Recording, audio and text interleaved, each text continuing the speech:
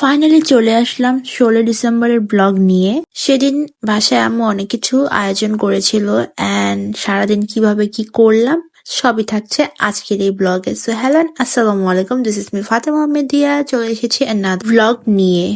সেদিন জলদি ঘুম থেকে উঠে গিয়েছিলাম, অবভিয়াসলি ঘরের অনেক কাজ আছে। উঠেই ফ্রেশ হয়ে আগে একটু হালকা পাতলা নাস্তা করে নিলাম, একটা ব্রেড এন্ড আম্মুর সাথে চা খাচ্ছিলাম। নাস্তা শেষ করে আগে রুমটাকে ক্লিন করবো, যেহেতু আমার দুইটা বিড়াল বাচ্চা থাকে তাই আমার রুম অনেক অগোছালো থাকে। তো সুন্দরভাবে গুছিয়ে নিলাম, ওদেরও সুন্দরভাবে সাইড করে দিলাম। আর ফ্রেশ হয়ে আজকে আমি পড়েছি বাসায় এই সুন্দর কোয়ার্ড সেটটি, যেটি আমি পাকিস্তানি ড্রামা থেকে ইন্সপায়ার্ড হয়ে বানিয়েছি।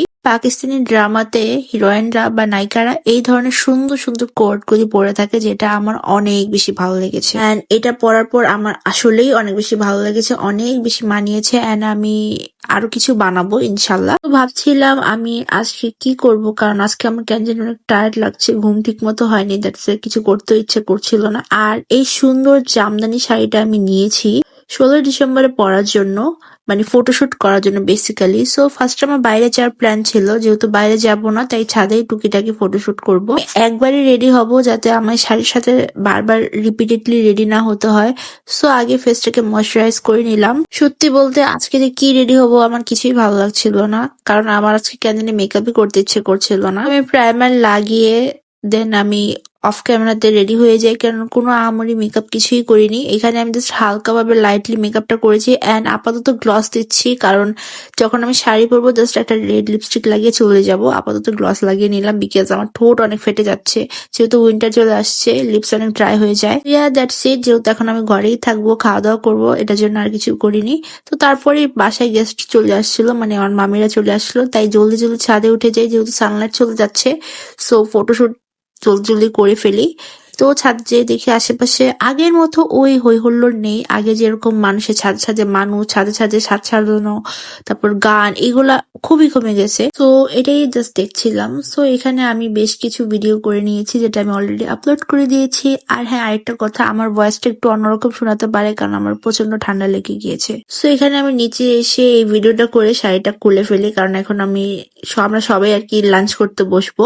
সো এই ভারী শাড়ি পরে তো খাওয়া দাওয়া সম্ভব নেই। শাড়িটা খুলে এই যে এখানে আম্মুর রান্না, সাদা পোলাও, আর আছে এটা হচ্ছে রোস্ট, তার সাথে এটা হচ্ছে চিকেন কাটলেট, জালি কাবাব, চিংড়ি মাছ ফ্রাই, গরুর মাংস ঝোল, তারপর রুই মাছের কাটলেট, তারপর ডিমের কোরমা, সাদা কোরমা, তারপর চিকেন স্পঞ্জ বল। এই বিশেষ আইটেম ছিল আজকের লাঞ্চের জন্য, মানে আজকের দাওয়াতের জন্য। এখানে সালাদও আছে। এগুলো সম্পূর্ণ আম্মু একাই করেছে, এবার খুব বেশি খাবারে আম্মুকে হেল্প করতে পারিনি।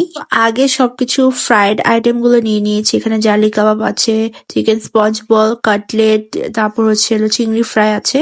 সো এই স্পঞ্জ বলটা আমার এত বেশি মজা লেগেছে, মানে এটা খালি খালি খাওয়ার জন্য বেস্ট এন্ড পোলার সাথেও বেস্ট।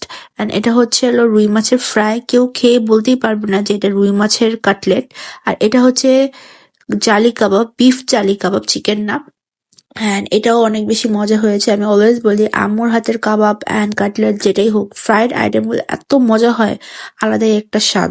সো আমি আর কোনো ধরনের তরকারি, রোস্ট এগুলা নেইনি, কারণ এগুলোতে পেট ভরে গিয়েছে। অলরেডি দেখতে পাচ্ছেন আমি অস্থির হয়ে গিয়েছি। এটা হচ্ছে আমার মামাতো বোন নাজিয়া, ওকে বড় মামি খাইয়ে দিচ্ছিল এন্ড আমাকে হাই করছিল। ও কার্টুন দেখে দেখে খাচ্ছিল, সরি কার্টুন না, এখানে নাটক দেখে খাচ্ছিল। তারপর সবার সাথে অনেকক্ষণ আড্ডা দিলাম। তারপর আমাদের হুররাম বেবি, মানে আমার ছোট মামাতো বোনের আজকে 4 মান্থ, ওর 4 মান্থ ফটোশুট করছিলাম। এখানে আমি ওকে ঢেকে দিয়েছি, যেহেতু ও ছোট্ট একটা বাবু। ওর ফেস এখন আমি রিভিল করতে চাচ্ছি না, দ্যাটস আমি ওকে স্টিকার দিয়ে ঢেকে দিয়েছি। এখানে অনেক আড্ডা দিয়ে আমরা সবাই মিলে গল্প করলাম। তারপর নাস্তার সময় হয়ে গিয়েছিল। নাস্তায় অনেক কিছু বানানোর কথা ছিল, বাট মামাদের সবার পেট এত ভরা ছিল যে আর কিছু বানাতে দেয়নি। এখানে আম্মুর হাতেই কাস্টার্ড বানিয়েছেন, পুডিংটা আমি বানিয়েছিলাম, আমি মিলেই বানিয়েছি। তারপর এখানে ছিল আরো মাছের বড়া। সো এইগুলো আমরা নাস্তা খেয়ে নিলাম। তারপরে যে আমি বানাচ্ছিলাম গরুর দুধের স্পেশাল মালাই চা। আমার আম্মু, আমি, আমার মামারা সবাই ঘন লিকারের চা পছন্দ করি, দ্যাটস ভালো মতো চাটাকে জাল দিয়ে নিলাম। তারপরে এই যে আমার চা রেডি, এখন আমি চা সার্ভ করবো। আর পাশাপাশি ছিল পনির, যার ইচ্ছা পনির দিয়ে খাচ্ছিল। পনির চা কিন্তু আমার অনেক ফেভারিট, তাই আমিও একটু পনির দিয়ে নিলাম। এখানে আমি আমার মামির সাথে একটু চিয়ার্স করে নিলাম। তারপরে এই যে চা চা খাওয়ার পর তারপর রাতে আর ভিডিও করা হয়নি, মামিরা চলে গিয়েছিল। এখন অলমোস্ট রাত 3টা বাজে, আমরা ডিনার করতে বসছি। অ্যান্ড আমি লিটারালি আজকে এত খেয়ে ফেলেছি, আমার মনে হয় 2 কেজি ওজন গেইন হয়ে গিয়েছে আজকে। তো দুপুরে মুরগি রোস্ট অ্যান্ড কোরমাটা খাইনি, তাই আমি এটা রাতের বেলা নিয়েছি টেস্ট করার জন্য। আসলে মার হাতে মজার খাবার তো আর মিস দেওয়া যায় না। শেষ করে বড় মামার আনা মিষ্টি দই এটা খেলাম, তারপরে যে কাস্টার্ড একটু রয়ে গিয়েছিল এটাকেও শেষ করলাম। So yeah, that's it for today. দেখা হবে নেক্সট কোনো ব্লগে।